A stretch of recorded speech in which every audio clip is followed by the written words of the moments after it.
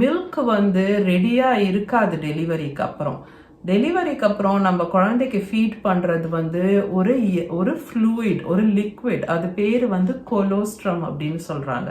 அது வந்து liquid gold அப்படின்னு சொல்லுவாங்க. குழந்தை நம்ம கிட்ட ஃபர்ஸ்ட் வந்து ஃபீட் எடுக்கும்போது குழந்தை வந்து சக் பண்ணி எடுக்கக்கூடியது அந்த கொலோஸ்ட்ரம் தான். அந்த கொலோஸ்ட்ரம் வந்து ரொம்ப ரிச்சான ஒரு லிக்விட். உங்களுக்கு புரியுற மாதிரி சொல்லணும்னா, இப்போ பால், தேன் அந்த மாதிரி ஒரு டிஃபரன்ஸ் அதுக்கு.